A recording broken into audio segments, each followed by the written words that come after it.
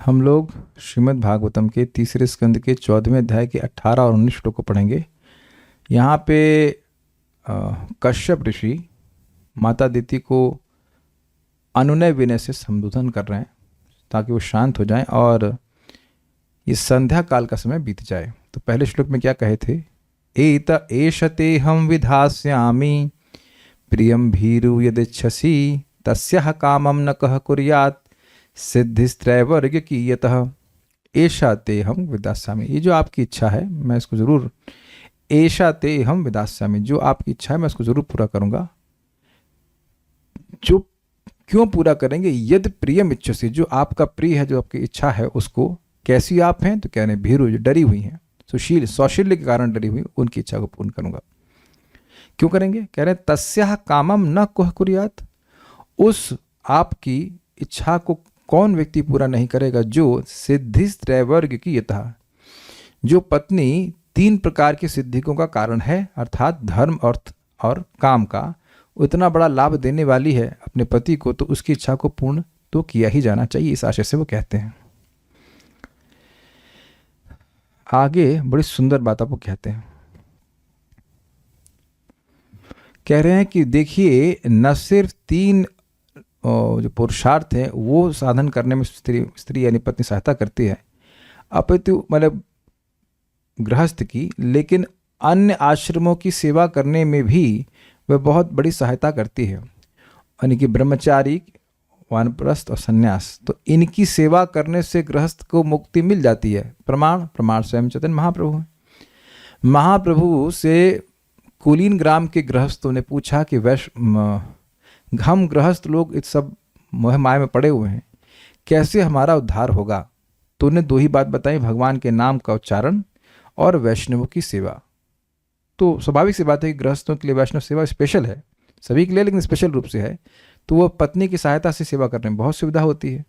तो उस वैष्णव सेवा के द्वारा भी या अन्य आश्रमों की सेवा के द्वारा भी उन लोगों की सेवा करता हुआ व्यक्ति वैसे ही पार हो जाएगा जैसे नाविक अन्यों को अपनी नाव पर बिठाकर पार लगाता है, तो उसका खुद भी पार हो जाता है। एक बहुत सिंपल सी बात सोचिए। अब मैं आप लोगों को श्रीमद् भागवतम पढ़ा रहा हूं, तो मैं नहीं पढ़ रहा हूं सिंपल इज इट नॉट? अब आप लोगों को पढ़ाने के चक्कर में मेरी पढ़ाई हो रही कि नहीं हो रही, उसमें कोई क्षति तो नहीं है कि मैं बिना पढ़े तो आपको नहीं पढ़ा सकता। तो अब भागवतम का क्या प्रभाव है? सुनने की इच्छा होने मात्र से व्यक्ति के हृदय में भगवान का प्रेम आने लगता है, तो पढ़ाने वाले के मन में नहीं आएगा। आप समझ गए होंगे कि आप दूसरे का कुछ बुरा कर रहे हैं तो अपने बुरा आएगा, दूसरे का भला कर रहे हैं, दूसरे का उद्धार करने का प्रयास कर रहे हैं, तो आपका उद्धार तो सबसे पहले होने वाला है। It's very interesting. दूसरों का उद्धार करने के चक्कर में अपना उद्धार ऑटोमेटिक हो जाता है। समझने का प्रयास करें, नाविक दूसरों को पार कराने के चक्कर में है। आप लोग मायापुर गए हों या कहीं भी नदी पार करने जा रहे हैं, तो वो नाविक बैठा ही रहता दूसरों को पार कराने के लिए, लेकिन क्या खुद उसकी नदी नहीं पार होती है? ये बात बहुत सिंपल लगती है, लेकिन हम ये मूर्खता करते हैं। हम समझ नहीं पाते कि हम केवल अपने उद्धार के चक्कर में ना पड़े। जब आप दूसरों के उद्धार के में भी सहायता करते हैं तो आपका उद्धार अपने आप होता है। जारे देखो तारे कहो कृष्ण उपदेश, तो आप कृष्ण के बारे में बोलेंगे तो आपका खुद का उद्धार नहीं होगा। सिंपल सी बात है कि नहीं? तो कह रहे हैं कि हमको इस प्रकार से अन्य लोगों का सहायता करके गृहस्थ को स्वयं भी बहुत बड़ा लाभ प्राप्त होता है। तो इस बात को हम बोलते हैं सर्वाश्रमानुपादाय स्वाश्रमेण कलत्रवान्। सर्वाश्रमानुपादाय स्वाश्रमेण कलत्रवान्। व्यसनार्णवमत्येति जलयानैर्यथार्णवम्। व्यसनार्णवमत्येति जलयानैर्यथार्वणम्। सर्वाश्रमानुपादाय स्वाश्रमेण कलत्रवान्। सर्वाश्रमानुपादाय स्वाश्रमेण कलत्रवान्।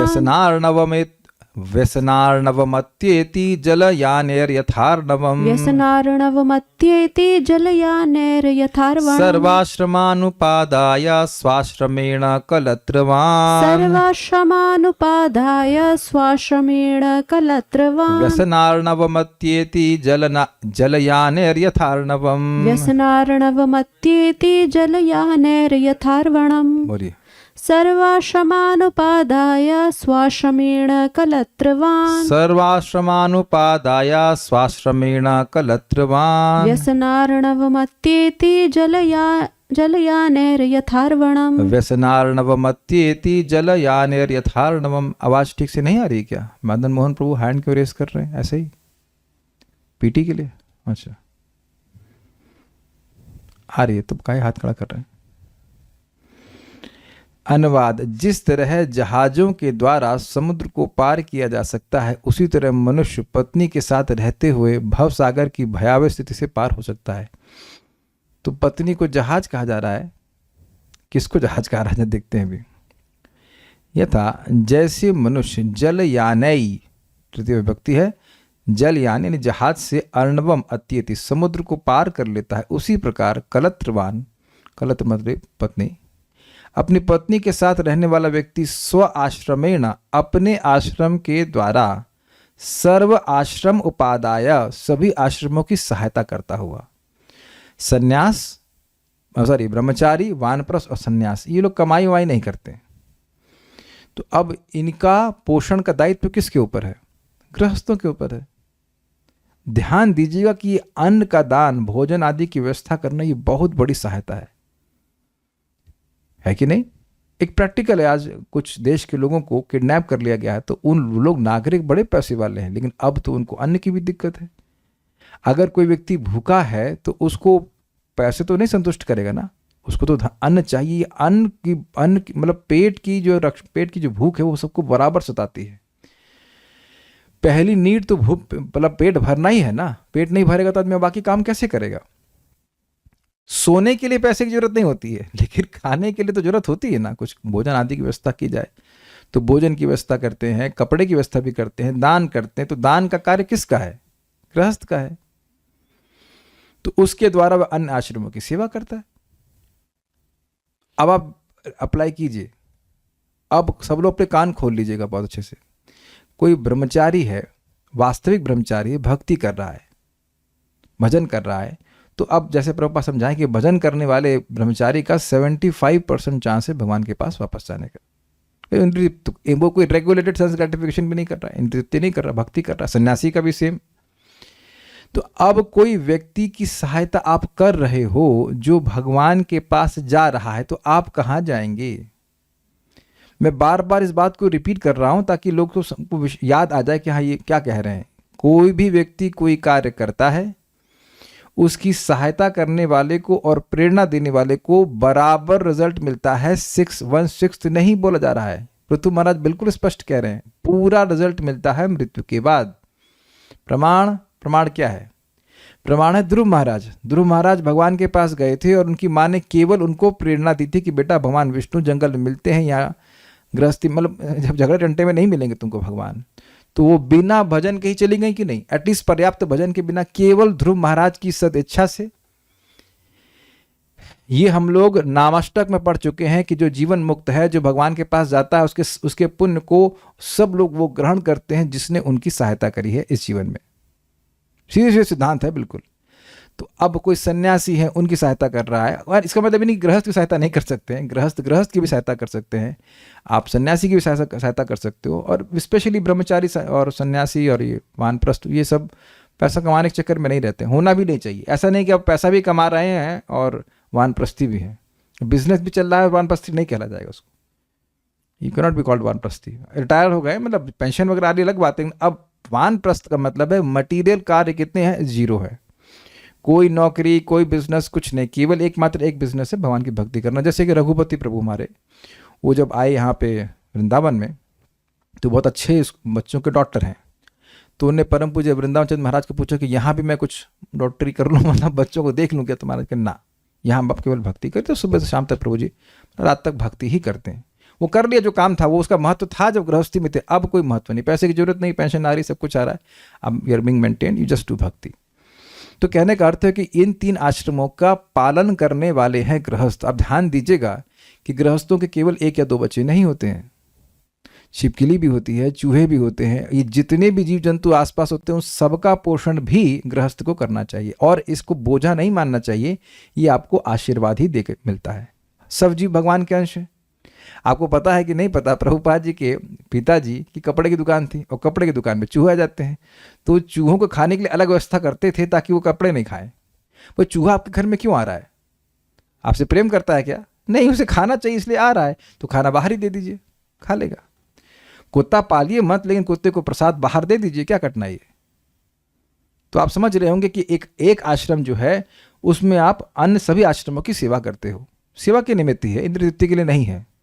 तो प्रश्न होगा कि भाई इतना सेवा क्यों करवा रहे हैं? क्योंकि इंद्र तृप्ति का लाइसेंस दिया गया है, थोड़ा इंद्र तृप्ति का लाइसेंस दिया गया है ताकि वो इच्छा है इसलिए, और साथ साथ उसको प्यूरिफिकेशन करने के लिए सबकी सेवा करें। प्रभुपाद जी बताते हैं ना कि उनके पिताजी बहुत धनवान नहीं थे, फिर भी प्रतिदिन 3-4 साधु उनके घर में भोजन किया करते। सबको पता होगा ये बात, आई थिंक जिसने प्रभुपाद जी का लीलामृत पढ़ा है। मेरे मन में आ रहा है कि एटलीस्ट छोटी वाली लीलामृत पढ़ाई जाए। आप लोगों को अगर मन करे तो सुबह के शेड्यूल में रख सकते हैं। प्रभुपाद जी का एक बार एटलीस्ट जीवन चरित्र शॉर्ट में जरूर पढ़ना चाहिए, बड़ा इंस्पिरेशनल है। चलिए खैर, अभी हम आगे बढ़ते हैं। तो ये समझ में आ गया कि सर्व आश्रमान उपाध्याय सभी आश्रमों की सहायता करता हुआ व्यसनम दुख व्यसनम अर्णम अर्थात दुख सागर को पार कर लेता है। देखिए एक बात आप ध्यान रखना कि जिस भी गृहस्थ के जीवन में दुख है उसका कारण है उसकी संकीर्णता। जहां विरोध हो तो बता देना, मेरी पत्नी, मेरे बच्चे, इनका पालन पोषण करना बलिदान परमो धर्म, इसीलिए बलिदान देकर के मैं जीवन बिता दूंगा, ये मेरा परम धर्म है, इसीलिए दुख पा रहे हो। बिकॉज ये भगवान की आज्ञा नहीं है। भगवान की आज्ञा का पालन नहीं करने वाले को दुख ही मिलता है। ये आप लिख के ले लीजिए, ये बहुत बड़ा दोष है गृहस्थी का कि सब बच्चों को देना है, सब बच्चों को देना है। अरे भाई, कुछ अन्य लोग भी तो हैं जिनको देना है, केवल इन्हीं से संबंध पाल के रखते हैं, और उसी में व्यक्ति रचा पचा रहता है। इनको अमेरिका भेजना है, यहाँ पढ़ाई अच्छी नहीं हो रही है, ये है वो है। शादी को तो शुरुआत से शादी टेंशन हो जाती है। That is the biggest problem in गृहस्थ life. I would say that is the only problem in one sense कि बस उसी जाल में व्यक्ति फंसा रहता है, उससे परे वो देख नहीं पाता है। इसीलिए महाप्रभु ने क्या कहा, जारे देखो तारे कहो कृष्ण उपदेश, केवल अपने बच्चों तक सीमित मत रहो, जिसको भी देखो तुम भगवान के बारे में बताओ। तो ये भगवान का फिर आशीर्वाद व्यक्ति पर होता है। यहां आप देख रहे हैं सर्व आश्रम अनुपादाय, सभी आश्रमों का सहायता करके, अनुपादाय मतलब सहायता करके, स्व आश्रमेण कलत्रवान, कैसे सहायता करता है? अपने आश्रम के द्वारा, अपने गृहस्थ आश्रम के द्वारा। तो वह कैसे कर पाता है? कलत्रवान, पत्नी से युक्त है। अबे पत्नी भोजन बनाएगी तब ना कुछ देंगे। यहाँ भी हम देखें एक भक्त हैं जो इडली सांभर बांटते हैं। आई थिंक इधर केली निकुंज के, कौन सा केली निकुंज, कहाँ पे, उसके सामने, हॉस्पिस के सामने, सुना, मैं देखा नहीं, लेकिन मैं पूरा भोजन बांटते हैं। जबकि और मैंने सुना है कि उनके पास पैसे खुद के नहीं है, आ जाते हैं पैसे, है ना, और जो कि मांगते भी नहीं किसी से। कितने ही लोगों के लिए बनाते हैं, गर्मा गर्म बना के ला के देते हैं। पत्नी और पति दोनों है शायद, मेरे ख्याल से ना, पति है अभी, पहले तो शायद मैंने सुना माता जी भी थी, आई एम नॉट श्योर, लेकिन ऐसा है कि पत्नी भी सहायता करती है। घर में अगर भक्त कोई आ रहा है प्रसाद के लिए, तो क्या पति प्रभु जी बनाएंगे? क्यों वरुण प्रभु, कितने लोगों को बुला सकते हैं? हाँ, अकेले अपने आप को सेल्फ इन्वाइटेड, वेरी डिफिकल्ट ना। तो अब बहुत ये एक एक्चुअली एक टीम हो जाती है। अगर पत्नी भी भक्त हो, सेम ओरिएंटेशन में हो, और पति भी उधर ओरिएंटेड है, तो वो टीम हो जाती है। जब तुम खाना बनाओ, हम सब्जी ले आए, ऐसे इस तरह से काम हो जाता है। ये मेरा अनुभव है कि ब्रह्मचारी आश्रम में मान लो कुछ भोजन बना, तो जो प्लेट है वो सुबह रहेगी तो शाम तक रह जाएगी, जब तक गाली नहीं दी जाए कि भाई सफाई क्यों नहीं हो रही है, तब तक साफ नहीं करेंगे। हमने प्रैक्टिकल देखा, हम तो कोई मुझे काट ही नहीं सकता, हम चार्ज रह चुके हैं, देख चुके हैं। अगर वॉश बेसिन गंदा है तो अब बाहर से आदमी बुलाना पड़ेगा साफ करने के लिए, मैं खुद साफ करूंगा। वो हर व्यक्ति सोचता है तो गवर्नमेंट प्रॉपर्टी है, ये देखा गया है, साफ कोई नहीं करेगा। या बेचारा कोई ब्रह्मचारी साफ भी कर रहा है, ये भी देखा हमने, बेचारा बाथरूम साफ कर रहा है, दूसरा आदमी चप्पल पहन के चला जाएगा, कोई इसको मतलब दर्द नहीं कि सफाई कर रहा है तो बेचारे को। इट्स जस्ट व्हाट, मैं देखिए ये सब फंडे हैं, मतलब ये सब हैं, ये सब सत्य है। हर आश्रम के कुछ पॉजिटिव है, कुछ नेगेटिव है, ये तो है। एक भक्त हमको बोले, हमारा रूममेट है, हम बुखार में पड़े, हमसे पूछा भी नहीं कि तुम कैसे हो, सुबह से शाम तक मैं लेटा हुआ हूँ और ये तक नहीं पूछ रहा है कि तुम कैसे हो। साधु जीवन ऐसे ही होता है भाई, जिनको ये पसंद आ रहा है तो वो स्वीकार कर सकते हैं। तो मैं खाली ये बोलना चाहता हूँ कि स्व आश्रमेण कलत्रवाण, ये एक गृहस्थ को बहुत बड़ी सुविधा दी गई है। पत्नी है, प्रभु बताते हैं, a wife is sympathetic and it's a fact. Sympathetic समझते हैं, हाँ अरे थके हुए हैं प्रभु जी, थोड़ा सा पानी दे देती हूँ, गर्म पानी, ये नहीं करते हैं आप लोग, माता जी लोग? ओ हो, सब मना कर रहे हैं, कह रहे हैं हम लोग तो टीवी देखते हैं बस। नहीं नहीं, नेचुरली अकल, देखो वही बात है, भक्त बहुत ही अच्छा भक्त है, अच्छा व्यवहार कर रहा है, तो पत्नी का सहज मतलब ट्रेनिंग ही इसी प्रकार की होती है, वो होता ही इसी प्रकार से है। हम देखिए, हम यहाँ पे हिंदी में क्लास दे रहे हैं, हम ये वेस्टर्न ऑडियंस को क्लास नहीं दे रहे हैं। जहाँ एक माता जी, हम सामने की बात है, आई वट एवर, नाम नहीं रख रहे, मैं तो गोविंदा रेस्टोरेंट में खा के आ गई हूँ, तुम खा लेना अपने आप। ये भाई, ये सिस्टम तो है ना, होता है ऐसा सिस्टम मैंने तो माँ को कभी नहीं देखा ऐसा करते, impossible. She is always waiting for father to come and take prasad. तो कहने का मतलब है कि वह तो सुविधा में रह रहा है, उसके भोजन की पानी की व्यवस्था है, सबकी अच्छी से व्यवस्था होती है, और तो यानी कि वह तो कंफर्टेबल रह रहा है गृहस्थी में, लेकिन अन्य आश्रमों की सहायता कर रहा है, जो बेचारे तप में लगे हुए हैं तो उनकी सहायता कर रहा है। तो उसके द्वारा व्यसन अर्णवम अत्यति, व्यसन मतलब दुख के अर्णव को वो वैसे ही पार कर लेता है जैसे जल यानेर यथार्णवम, जैसे जल यान से व्यक्ति सागर को पार करता है। तो ये समझ नहीं आ रहा है कि जलयान कौन है। देखिए पॉइंट बहुत सिंपल है, वो यान जो है उसका गृहस्थ आश्रम है, जिसके द्वारा वह अन्यों को पार कर रहा है। गृहस्थ आश्रम is not only wife and husband. तो बड़ा सुंदर बात है कि ये जो सेल्फिश गृहस्थ आश्रम है, उस गृहमेधी आश्रम से कहा जाएगा, उसमें तो दुख ही दुख मिलेगा। जलयान का मतलब है कि उसमें एक नाविक है और उसके ऑब्वियसली असिस्टेंट भी हैं, जो अन्य लोग जिनको नाव चलाना नहीं आता है उनको वो पार कराने का कार्य कर रहा है। यानी कि आप समझिए, नाव का चप्पू चलाने का कार्य अन्य लोग नहीं कर सकते हैं। उसी प्रकार से जैसे कि ब्रह्मचारी, सन्यासी और वानप्रस्थी आदि वह सब पैसा कमाने का काम नहीं कर सकते हैं। आप ये देख ही रहे हैं कि एक दृष्टि से देखा जाए तो प्रोपोर्शन अधिक हो गया ना, 75% of the population is not earning money, वो स्पिरिचुअल कल्टिवेशन में ही लगे हैं। वानप्रस्थ means zero sense gratification, zero means zero, not 0.12, zero, तब वानप्रस्थ है, भक्ति कर रहा है। सन्यास का तो मतलब ही नहीं स्त्री संघ का, और ब्रह्मचारी का भी कोई मतलब नहीं। तो ये लोग केवल तपस्या में लगे हैं, ओनली स्पिरिचुअल, ये स्पिरिचुअल ऑर्डर है, ओनली स्पिरिचुअल कल्टिवेशन। तो अब इसमें सहायता कर रहा है तो इनका पुण्य भी इसके अकाउंट में जा रहा है, यद्यपि वह बड़े सुविधा से आराम से रह रहा है। उम्मीद है कि आप समझ गए होंगे बात। तो जलयान में नाविक और उसका क्रू कम होता है कि नहीं होता है? जो बैठने वाले होते हैं वो लोग अधिक होते हैं, और नाविक कम होते हैं कि नहीं होते हैं? तो आप समझ गए होंगे, तुलना बिल्कुल स्पष्ट है कि ये लोग अधिक हैं प्रपोर्शन में, और गृहस्थ आश्रम में जो लोग हैं उनकी सहायता करते। देखिए अब हम लोग तो खैर नहीं कर पाते इस बात को, लेकिन अब अगर हर गृहस्थ भोजन के पहले बाहर जाके बोले कोई भूखा है, तब क्या पूरे विश्व में कोई भूखा रह पाएगा? हम लोग के मन में डर क्या है? डर ये है कि अगर हम कोई बोलेंगे 5-6 आदमी खड़ा हो जाएगा तो हम ही भूखे रह जाएंगे।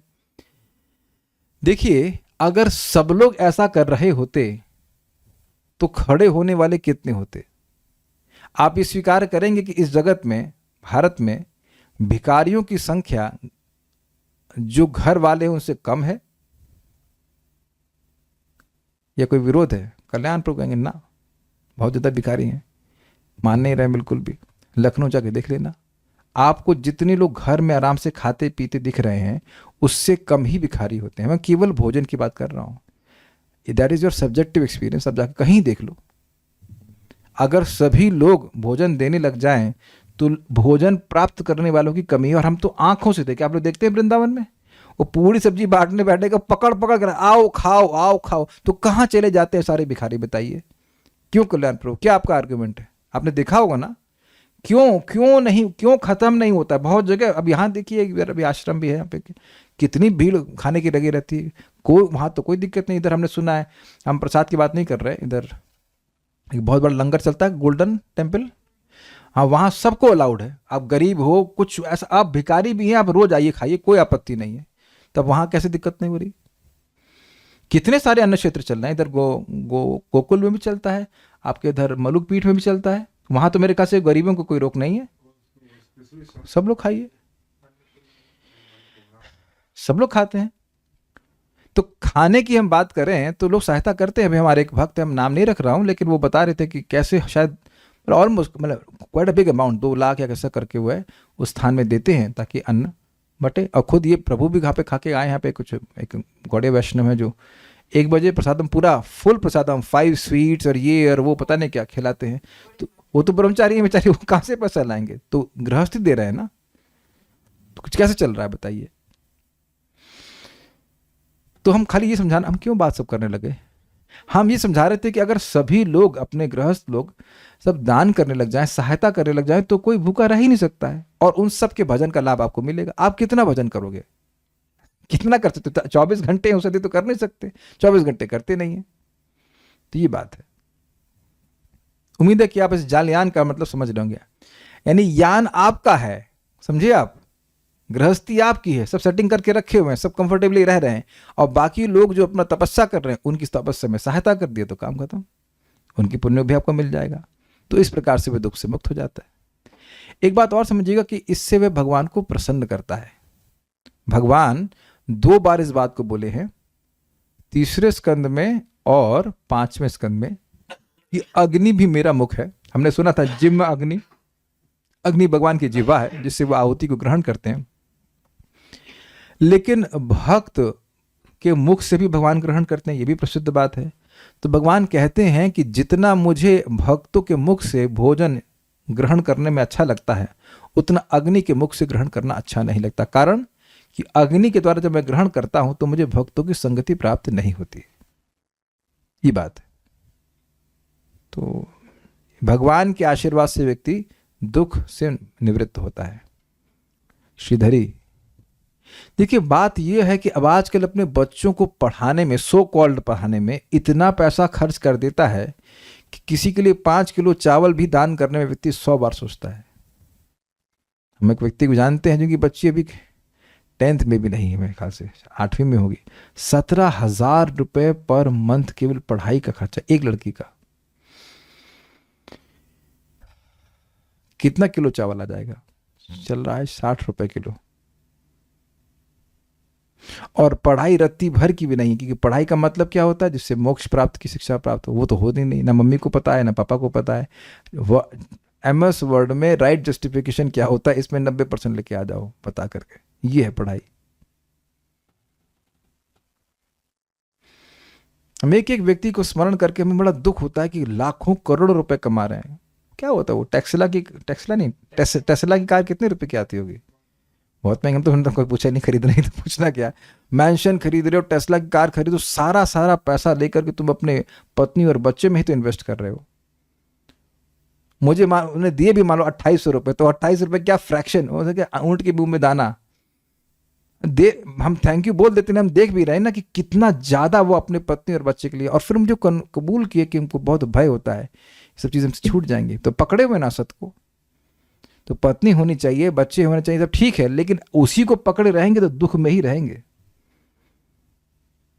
ये प्रैक्टिकल दिख रहा है, प्रैक्टिकल भय भय भय बना रहता है, क्योंकि भगवान का आशीर्वाद नहीं मिलता है ऐसे व्यक्ति को।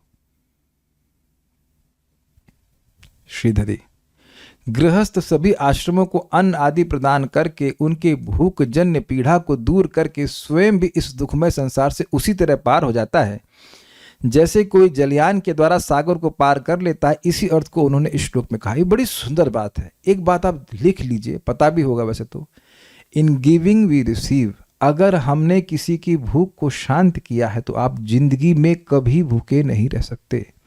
कोई रोगी है तो उसकी हम किसी तरह से सहायता करते हैं तो हमें भी बहुत सारे कर्मों से मुक्ति मिलती है, बुरे कर्मों से। भगवान का आशीर्वाद आता है क्योंकि आप भगवान के एवज में कार्य कर रहे हैं। एवज मतलब बिहाफ, समझ रहे ना बात?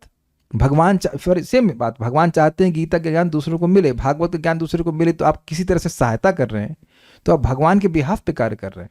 हम अगर भगवान के बारे में बताते हैं तो अगर परंपरा में बता रहे हैं तो भगवान के बिहाफ पे ही तो बता रहे हैं। भगवान देखो भैया ऐसे कह रहे हैं, आप समझ लो। दूसरों के दुख को निवृत्त करना ये बहुत अच्छी कार्य है। हम लोग सुने हैं, रोज ही पढ़ते, तप्यंत लोक तापेना साधव प्रायशो जना परमाराधनम तद्धि पुरुषस्य अखिलात्मना। भगवान परम पुरुष की परम आराधना है कि दूसरों के ताप को कम करने के लिए साधु जन उसको कुछ ताप सहन करते हैं, कुछ कष्ट सहन करते हैं। तो दूसरों की सहायता करने में अपने ही दुख कम हो जाते हैं भगवान के आशीर्वाद से।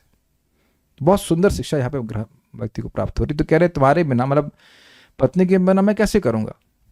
नोट, जैसे नाविक जहाज के सहारे अन्य लोगों को साथ लेकर स्वयं समुद्र पार करता है, उसी प्रकार उसका अर्थ है। समझ में आ गया? तो मैंने समझाया था आपको सारार्थ दर्शनी। सर्वाश्रमान अर्थात जो सपरिवार गृहस्थ आश्रम में रहते हुए ब्रह्मचर्य आदि चारों आश्रमों के लोगों को अन्न आदि प्रदान करके उनके दुखों का निवारण करता है और स्वयं भी दुख सागर से उतर जाता है, यही इसका अभिप्राय है। स्पष्ट है तात्पर्य।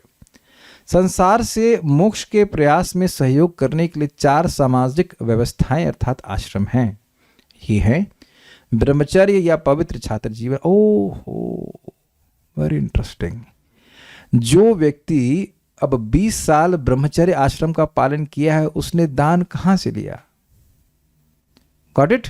उसने दान लिया गृहस्थों से। तो अब वह जब गृहस्थ बनेगा तो वो क्या करेगा? दान देगा।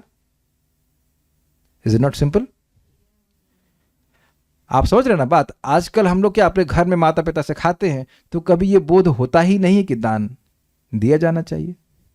आप में से कितने लोग के माता पिता ने आपको बोला है दान देने के लिए? आपके पिताजी ने बोला? बोलते हैं? अच्छा, एक नहीं, मैं कहना चाहता हूं जब भक्ति में नहीं थे, मैं तब की बात कर रहा हूं। बहुत होगा तो जय शनिदेव शनिदेव को आधा लीटर तेल और 5 रुपए आप उसको सिक्के में दे दिया करते होंगे। मैंने तो बहुत अपने पिताजी को देखा नहीं दान करते हुए। आपने देखा करते हुए? बहुत होगा वो जो कन्या खिलाती है उनको 10-10 रुपए भर देते हैं, ये कोई दान हुआ? अब एक आध तो लोग हाथ खड़ा कर रहे हैं तो बड़ी अच्छी बात है। दान का मतलब ये नहीं कि आप किसी को 1 रुपया दे दिए, ये कोई दान है? आपको कोई बहुत भूख लग रही है, लो एक दाना चावल का। आजकल लोग 10-5 रुपए किसी को दे देते हैं, सोचते हैं कि हम बहुत दानी हो गए। एग्जैक्टली, खुले रखते ताकि कहीं 100 रुपए ना निकालने पड़ जाए। क्या कह रहे हैं? गुजराती लोग तो करते हैं, उसमें तो कोई संदेह नहीं, उनका है, वो करते हैं, वो जानते हैं कि करते हैं तो बिजनेस भी अच्छा चलेगा, वो है सत्य बात। महाराज बता रहे थे कि कुछ गुजराती शिष्य से कुछ बोले कि महाराज देखिए 2 रुपए की चीज हम 10 में बेच लेते हैं, लेकिन 5 रुपए 4 रुपए दान जरूर करते हैं। ऐसे कुछ बता रहे थे, विरोध में कह रहे थे महाराज की करते हैं। नहीं होता है, गुजराती लोग एक्सपर्ट होते हैं बिजनेस में, लेकिन दान करते हैं। मैं बार बार कह रहा हूँ, दान का तो कीड़ा होना चाहिए आपके हाथ कि कुछ दान जाना चाहिए, उसे बड़ा संतुष्टि मिलती है। Should be eager for this, ये हमारा धर्म है, इससे हमको आशीर्वाद मिलता है भगवान का।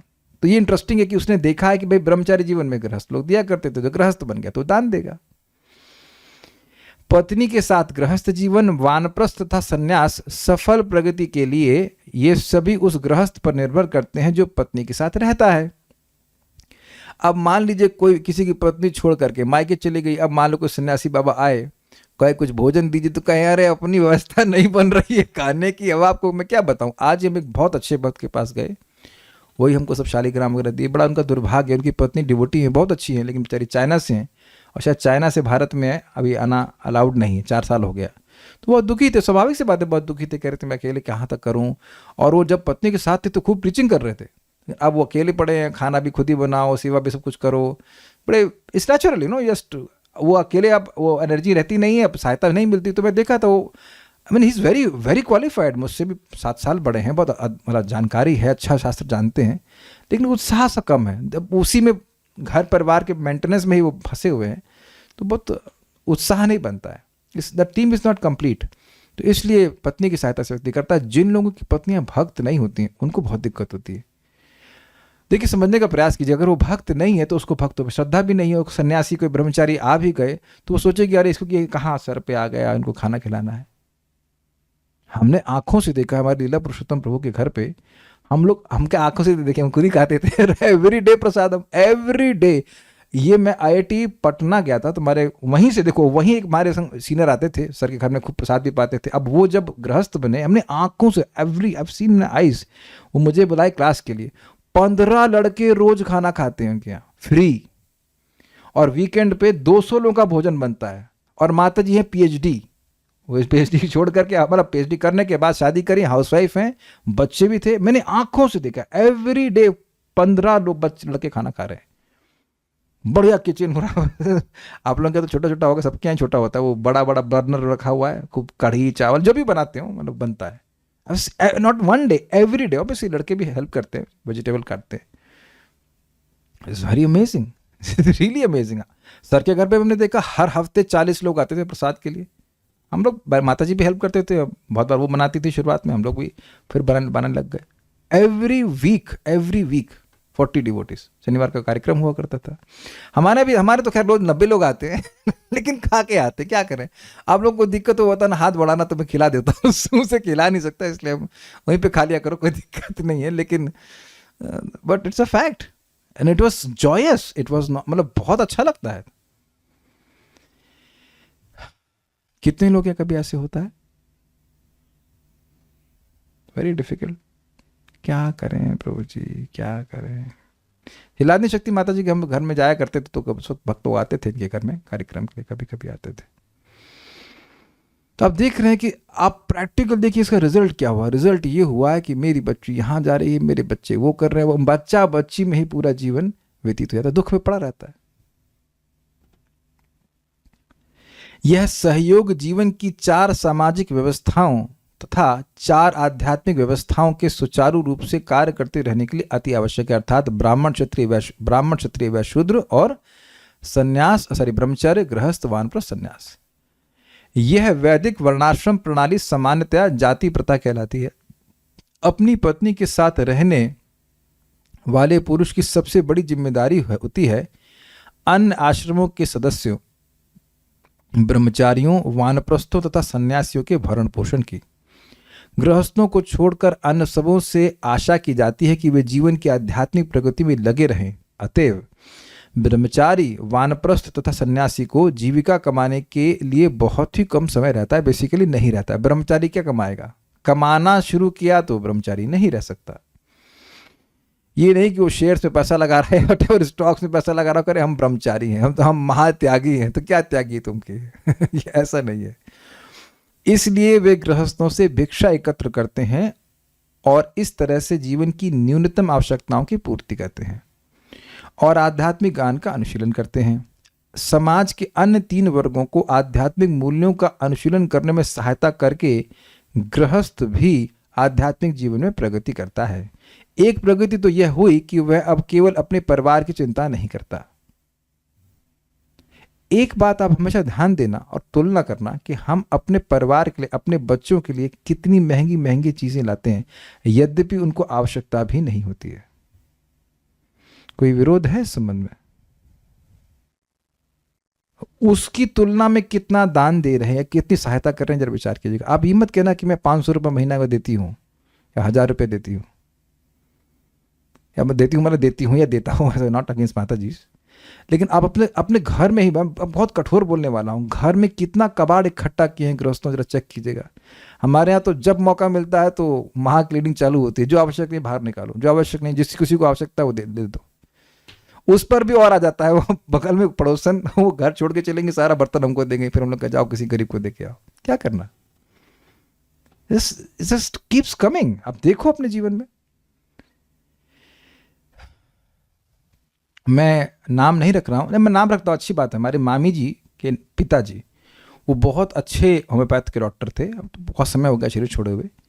तो उनके 2 अस्पताल थे, मतलब क्लिनिक कह लीजिए। एक उनके घर में था जहाँ शायद 200 रुपये चार्ज करते थे जो भी था, और वहाँ भी भीड़ थी। और एक जो था उनका कैंसर अस्पताल था जहाँ पे कोई चार्ज नहीं करते थे। तो भले ही अपना क्लिनिक वो कभी ना भी चलाएं, लेकिन कम से कम 12-14 किलोमीटर दूर जो उनका धर्मार्थ क्लिनिक था वो कभी बंद नहीं करते थे। It's amazing. बहुत सिंपल सा था, बोरी से सिस्टम था, बिल्कुल बैठे वहाँ पे करते थे। मेरी मामी जी वहाँ पे सेवा करें। कैंसर लोग बिल्कुल ना, उनकी बॉडी सड़ रहा है, गल रहा है, उनकी भी सहायता करना। ये सब चीज़ें देखिए, भले ही आप कहो कि भक्ति नहीं है, ठीक है, मान रहा हूँ भक्ति नहीं है, लेकिन फिर भी बहुत बड़ा धर्म का कार्य है। केवल अपनी संकीर्ण सोच में नहीं व्यक्ति को जीना चाहिए। और घर पूरा समृद्ध रहा, सारे लोग सब सेटल भी हैं, ऐसे कोई दिक्कत नहीं है। मैं बार बार रिपीट कर रहा हूं कि जब दूसरों को हम सहायता करते हैं तो भगवान का असीमित आशीर्वाद हम पर होता है। आपके वो जो क्या अपना घर के लोग हैं, उनके पास भी बहुत पर्याप्त मात्रा में डोनेशन आता है। पागलों को वो सहायता करते हैं। कोई रास्ते में पागल घूम रहा है, उसको उठा लाया, उसको ठीक किया, यद्यपि कभी कभी वो पिटाई भी कर देता है सहायता करने वाले की, फिर भी सहायता करते हैं। Amazing life, this is miserable life, जिसमें हमें अब बस अपने ही परिवार में एक कूप मंडू की तरह एक बार मार के उनका ध्यान का चिंता करते करते मर जाए। Very bad life. परोपकार का जीवन होना चाहिए। अंततो गत्वा समाज का हर सदस्य स्वतः आध्यात्मिक रूप से उन्नत बनता है और अविद्या के सागर को सहज ही पार कर जाता है। अब देखिए सहज का मतलब क्या है।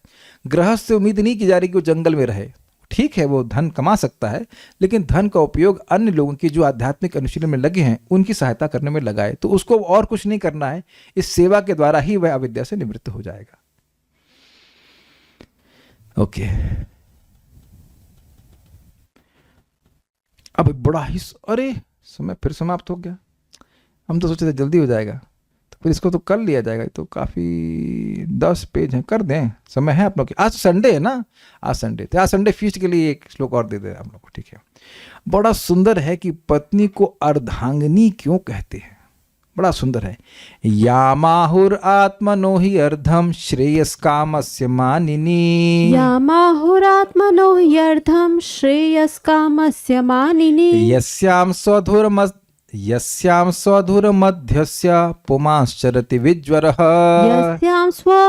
यस्यां स्वधुरमध्यस्य पुमांश्चरति विज्वरः। यामाहुरात्मनो हि अर्धं श्रेयस्कामस्य मानिनी। यामाहुरात्मनो ह्यर्थं श्रेयस्कामस्य मानिनी। यस्यां स्वधुरमध्यस्य पुमांश्चरति विज्वरः।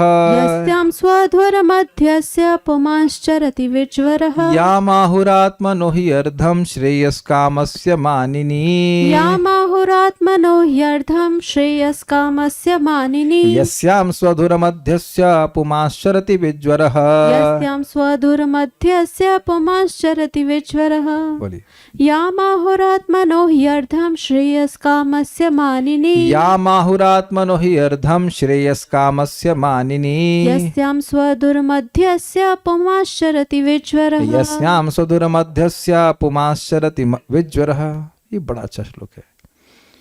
हे आदरणीय, किसको बोल रहे हैं? अपनी पत्नी को। हे आदरणीय, पत्नी इतनी सहायताप्रद होती है कि वह मनुष्य के शरीर की अर्धांगिनी कहलाती है। मतलब अब जैसे आधा अंग हो ही नहीं तो व्यक्ति काम कैसे करेगा? तो यानी कि मनुष्य के यानी एक पुरुष के हर सत्कर्म में पत्नी आधा अंग के रूप में कार्य करती है, वामांगी कहते हैं जो भी है, क्योंकि वह समस्त शुभ कार्यों में हाथ बटाती है। पुरुष अपने पत्नी पर जिम्मेदारियों का सारा भार डालकर निश्चिंत होकर विचरण कर सकता है। जैसे आप देख सकते हैं कि जहां पत्नी नौकरी करने जाती है तो बच्चों को कहाँ डाला जाता है? क्रच में। क्रच मतलब वो जिसपे बैसाखी बोलते हैं ना, क्रच बैसाखी तो है, गृहस्थी की बैसाखी है वो, कि किसी तरह गृहस्थी जो है लंगड़ के चल जाए। हम गलत तो नहीं कह रहे भाई। मेरी माँ तो, हम लोग तो खैर क्रच में कभी नहीं गए, हम लोग जो थोड़े बड़े हो गए थे तब वो नौकरी कर रही थी। Not in a small thing everything. मुझे याद नहीं है कि हमारे पिताजी कभी हमको गोद में उठाए, मैं भी फोटो में देखा है बस, मुझे याद नहीं। आप में से भी ऐसे हुआ है क्या? I don't know. Everything takes के बच्चों का सब ध्यान तो माँ ही रखती है। आपका भी ऐसा है? नहीं, मेरा तो एक कन्विक्शन है, हमारे तो माँ ने सब ध्यान रखा। आपका पापा लोग ध्यान रखते थे? मम्मी? राजकुमार आपका मम्मी पापा? माता जी सहज तुंग विद्या के पापा जी करते थे। अच्छा, वो किसी किसी का होगा, लेकिन जनरली अब आजकल अलग बात है कि वो पत्नी अकेले घूमती है और बच्चे को कंगारू की तरह टांग करके पिताजी को लादना पड़ता है। ये आजकल हो गया कल्चर। हमें केवल फोटो में देखा कि पिताजी गोदी में लिए, बाकी हमें याद नहीं गोदी में कभी लिए हो, कभी नहीं। पिताजी अपना मस्त रहते थे। तो कह रहे मानिनी, हे आदरणीय, याम श्रेयस कामस्य, जिसे पुरुषार्थ की कामना रखने वाले, श्रेय की कामना रखने वाले, आत्मनः अर्धम, पुरुष का आधा अंग आहु कहा जाता है। मतलब आपको आदर, ये आदर क्यों दे रहे हैं? ये भाव ही बोल रहे हैं, आप हमारी आधा अंग के समान है। मान लो किसी का आधा शरीर हो तो वो कोई भी भजन कैसे करेगा? इस तरह के कि मैं इतना डिपेंडेंट हूं भजन पे, या पुरुष अपनी पत्नी पर इतना निर्भर करता है भजन के लिए, ये कहते हैं।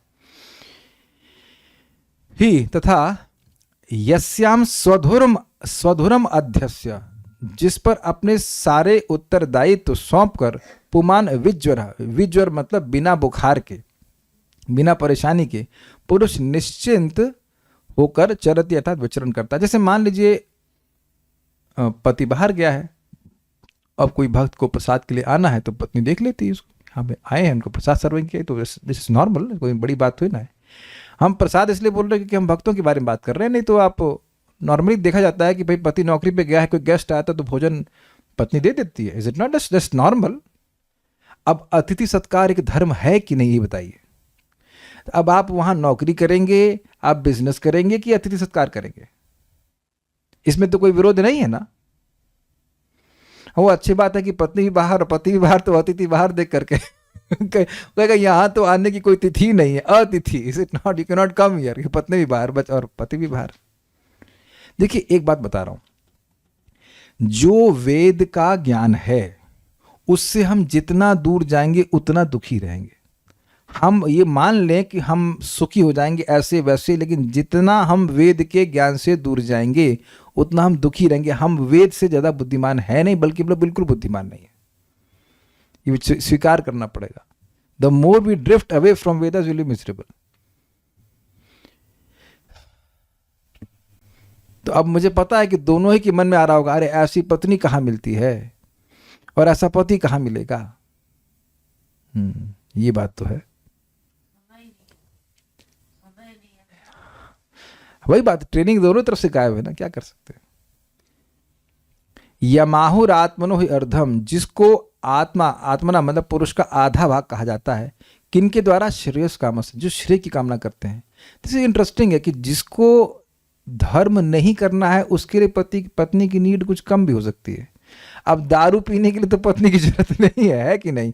दारू पी रहा है, पत्ता खेल रहा है, तो उसके लिए पत्नी वहां होगी तब हम दारू पियेंगे, ऐसा तो कुछ भी नहीं है। He can do it. But अगर उसको धर्म में प्रवर्तित होना है तो उसको पत्नी की जरूरत होती है।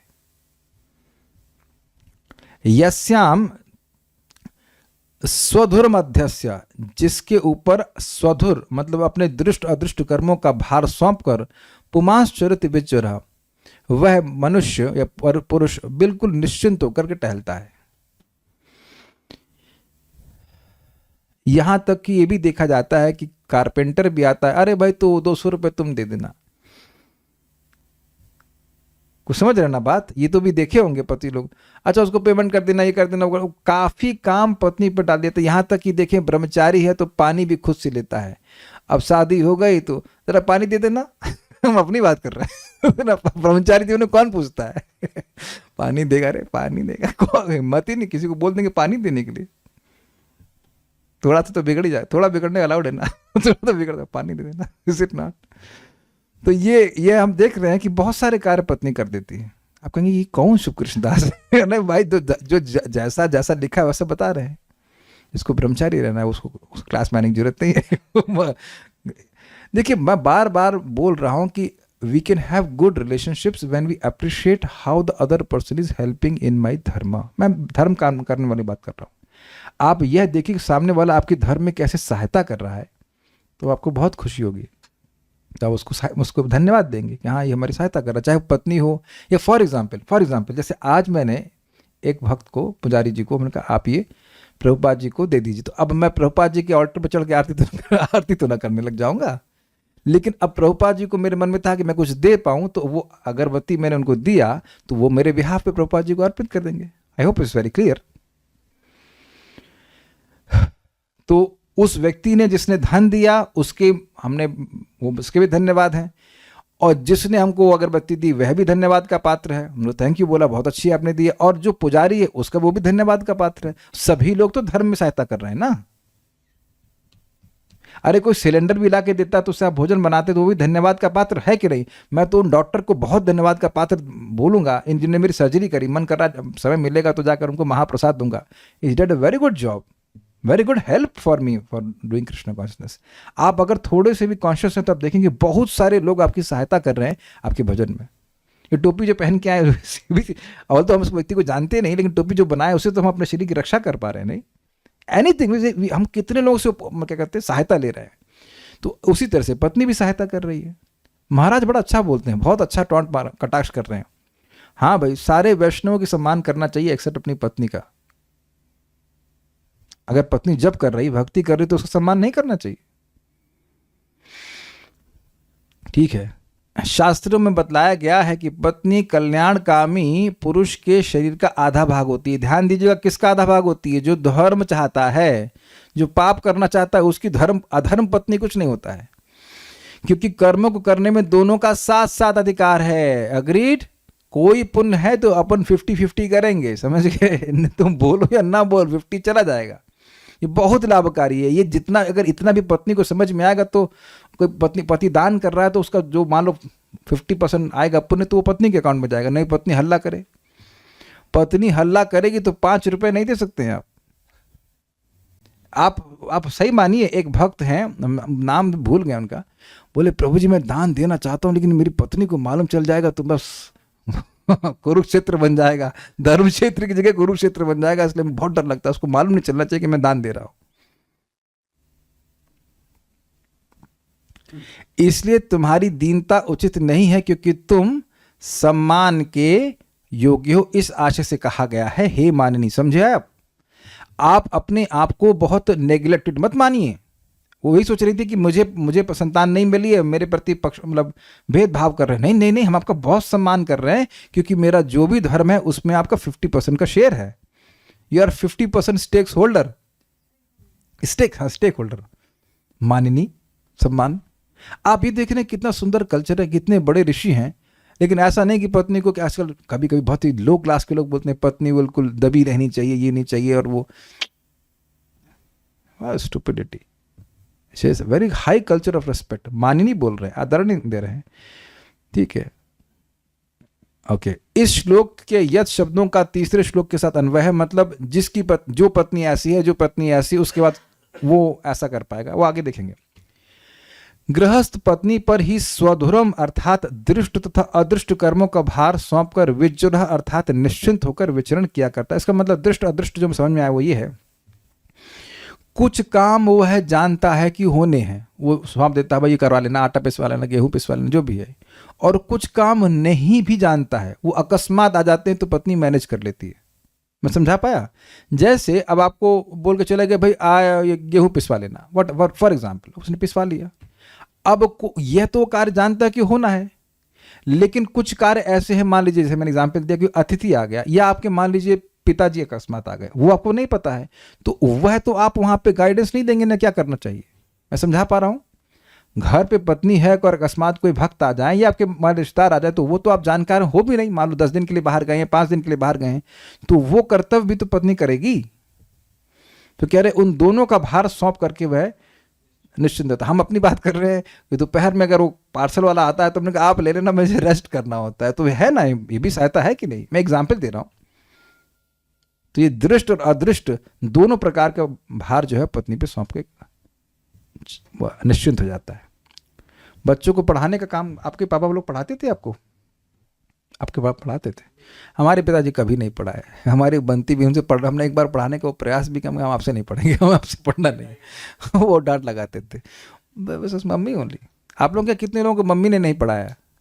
मतलब पापा पढ़ाए या कुछ ट्यूशन, पापा डांटते थे। तो आप जान रहे हैं कि मोस्टली मम्मी पढ़ा देती हैं, अगर पढ़ी लिखी हैं तो, ठीक है।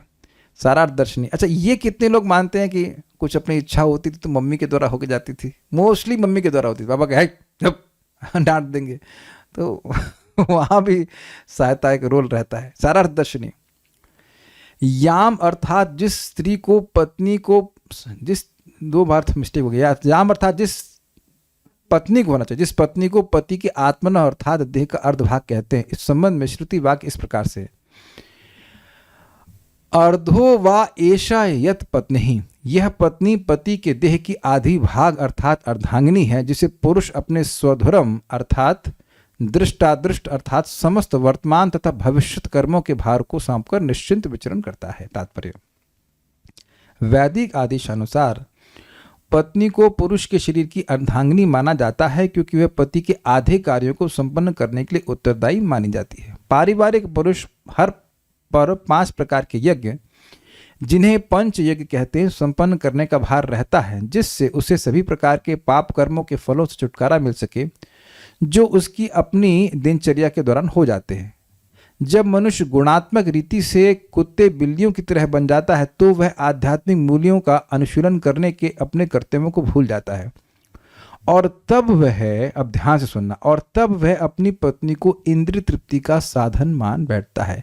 अब प्रभुपाद समझा रहे हैं कि आजकल तलाक क्यों बढ़ रहे हैं। तलाक डाइवोर्स क्यों बढ़ रहे हैं? बहुत अच्छा प्रसंग है, ध्यान से सुनिएगा। जब पत्नी को इंद्रिय तृप्ति का साधन माना जाता है तो उसके पीछे व्यक्तिगत सौंदर्य मुख्य उपादान रहता है, और जैसे ही व्यक्तिगत इंद्रिय तृप्ति में कोई अवरोध आता है तो संबंधों में व्यवधान या तलाक हो जाता है। किंतु जब पति पत्नी पारस्परिक सहयोग द्वारा आध्यात्मिक प्रगति को लक्ष्य बनाते हैं तो वैयक्तिक सौंदर्य यानी पर्सनल ब्यूटी या तथाकथित प्रेम में व्यवधान पर ध्यान नहीं दिया जाता। भौतिक जगत में प्रेम का प्रश्न ही नहीं उठता। विवाह तो वास्तव में एक कर्तव्य है जिसे आध्यात्मिक प्रगति के लिए प्रमाणिक शास्त्रों के निर्देशानुसार पारस्परिक सहयोग में संपन्न किया जाता है। अतएव कुत्तों तथा बिल्लियों के जीवन से बचने के लिए विवाह आवश्यक है, क्योंकि कुत्ते बिल्ली आध्यात्मिक प्रबुद्धता के लिए नहीं है। उम्मीद है कि समझ में आएगा। कुछ बातें मैं कहूंगा। देखिए, बड़ी जबरदस्त प्रभुपाद ने बात कही है। प्रभुपाद व्याख्या कर रहे हैं किस चीज की? श्रेयस कामस्य, जो श्रेय की कामना करता है। श्रेय मतलब जो भविष्य में कोई महान लाभ उसको मिले, उसकी कामना करता है, उसके लिए पत्नी अर्धांगिनी है। अर्धांगिनी का मतलब क्या हुआ? आपका आधा अंग, तो आधे अंग को आप काट सकते हो क्या? कि आधे अंग के आप पर प्रहार कर सकते हैं? तो ये बात आप पहले विचार कीजिए कि जिससे, अब हम माता जी को बोल रहे हैं कि जिससे आप शादी करना चाहती हैं या प्लानिंग है, उसमें आपका सीवी लगा के उसने दिया है कि मैं श्रेय की कामना करना चाहता हूं, मैं रोज 16 माला जप करना चाहता हूं, मैं केवल प्रसाद ग्रहण करना चाहता हूं। जब ये देखा ही नहीं तो फिर आप क्यों कहते हैं कि वो प्रताड़ना कर रहा है? अब आप ये कह सकते हैं हमको भक्ति के बारे में नहीं पता था, वो ठीक है, what is that, ignorance is no excuse. लेकिन अब तो समझ में आ रहा है ना। आप उस व्यक्ति को एक तरह से दोष इसलिए नहीं दे सकते क्योंकि वो प्रेयस कामा है, वो केवल इंद्रिय तृप्ति चाहता है। और ये बात मैं फिर रिपीट कर रहा हूं, इंद्रिय तृप्ति दुख का निर्माण करती है। ये हम n number of times repeat कर रहे हैं। जब भी किसी भी संबंध में इंद्रिय तृप्ति केंद्र में होगी तो वो दुख ही बनेगा। कोई व्यक्ति हमेशा सुंदर रह नहीं सकता है, और उस सुंदर, पहली बात तो सुंदरता है नहीं। कोई भी सुंदर स्त्री हो या कोई भी सुंदर पुरुष हो, उसका शरीर अंदर से क्या है? और इस देह में क्या रखा है, मल और मूत्र भरा रखा है। ये शायद आप समझ लीजिएगा, है कि नहीं? तो उससे कैसे कोई संतुष्ट हो सकता है? नहीं हो सकता है। लेकिन ये प्रैक्टिकल आप सब गृहस्थ भक्त स्पेशली देख रहे हैं कि शाम को कथा सुनते हैं, मन कितना प्रसन्न हो जाता है। कोई झगड़ा हो रहा है कि आज टीवी पे सीरियल कौन आएगा, इस समय न्यूज़ चलेगी कि चैनल चलेगा कि म्यूजिक चलेगा, व्हाटएवर।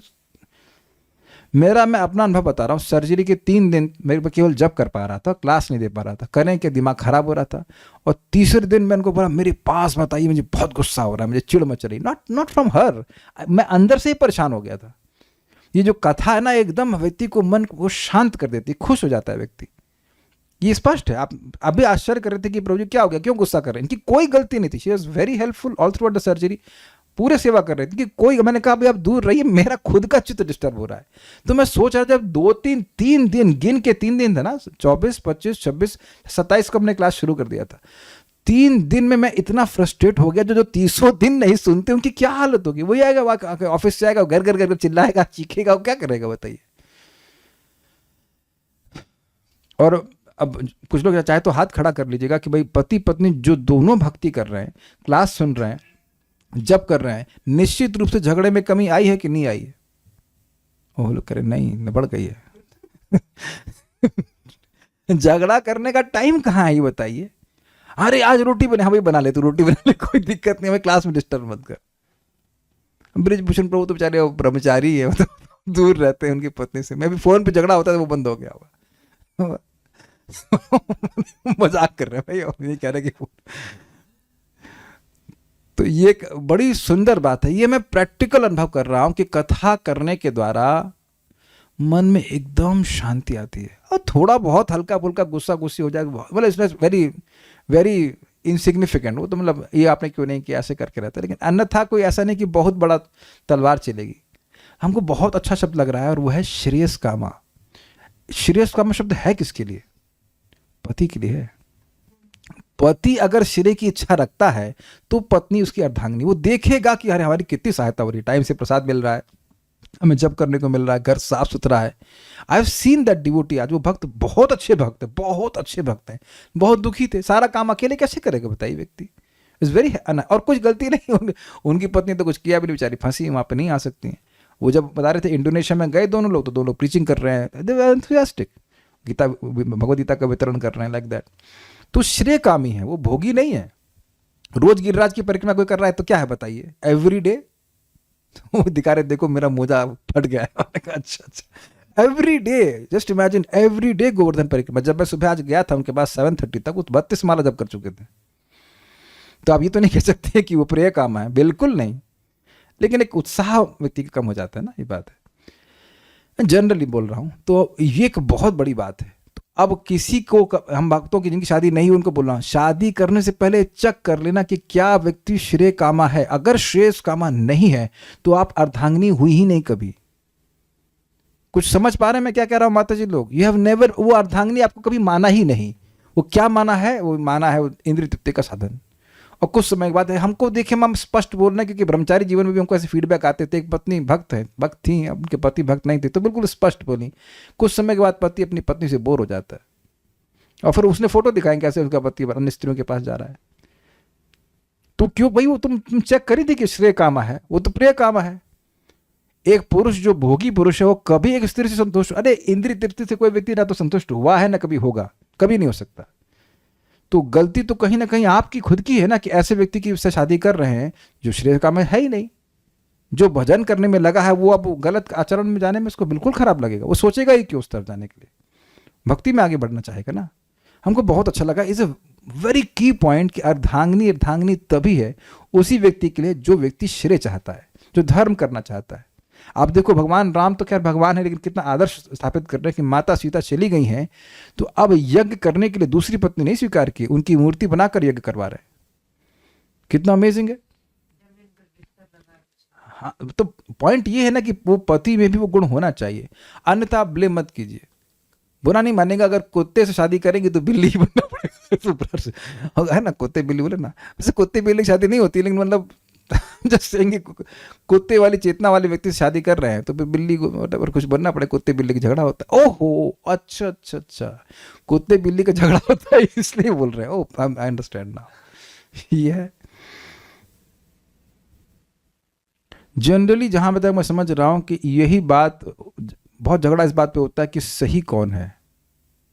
क्या मैं सही बोल रहा हूं? पति पत्नी में आजकल झगड़ा इस बात पे होता है कि सही कौन है। और अगर दोनों ही लोग मान जाएं कि शास्त्र तो सही है, तब कितना अमेजिंग बात है ना। अब चक्कर क्या कि जब दोनों में से कोई एक भी व्यक्ति शास्त्र को नहीं सुनेगा तो फिर वही सही है। Is it not? फिर वही सही है, शास्त्र सुन नहीं रहा है तो सही है। मान लो इसी बात पर झगड़ा है, ये क्या आप सुबह 4 बजे उठ जाते हैं, तो 4 बजे पति किसकी आज्ञा से उठ रहा है? पत्नी की आज्ञा से नहीं, शास्त्र आज्ञा से। Is very very nice. तो बहुत बहुत बड़े शिक्षा हमको प्राप्त हुई, और तो मैं समझ नहीं रहा हूँ कि और कुछ हमको यहाँ पे मिला था। बाकी तो बातें बड़ा स्पष्ट है। हाँ, एक इंटरेस्टिंग बात है कि विवाह भी एक कर्तव्य है जिससे व्यक्ति आगे आध्यात्मिक जीवन में प्रगति करे। So will stop here now. Very very nice purport by Srila Prabhupada. Srila Prabhupada की जय, श्रीमद् भागवतम की जय, निताय गौर प्रेमानंदे। एक बात मैं जरूर कहना चाहता हूँ, कई बार पत्नियां रंज हो जाती हैं कि सारा धर्म हमारे लिए, नहीं नहीं, दोनों के लिए है, दोनों के लिए। जैसे अब ट्रेन की पटरी में होती है 2 चक्के पे चलती है, तो एक पहिए को अपने, क्या कहेंगे उसको, अपने रेल पे चलना होता है, दूसरे को अपने रेल पे चलना होता है ना। पटरी, सॉरी, हाँ, पटरी की रेल होती है ना 2, तो वो पहिया होता है, तू तो चल नहीं रहा, नहीं, दोनों साथ चलते हैं और दोनों पटरी पे ही चलते हैं, तब गाड़ी आगे बढ़ती है। हाँ, एक भी डिरेल होगा तो दिक्कत हो जाएगी, ये बात है। अब कहेंगे प्रभु जी अब तो हमने शादी कर ली तो अपने भाई है जैसे चल रहा है उसे चलाइए, एक गाड़ी बालो पंचर भी है तो कोई बात नहीं, गाड़ी बढ़ाई क्या कर सकते हैं, उसका कुछ नहीं कर सकते, like that. So stop now.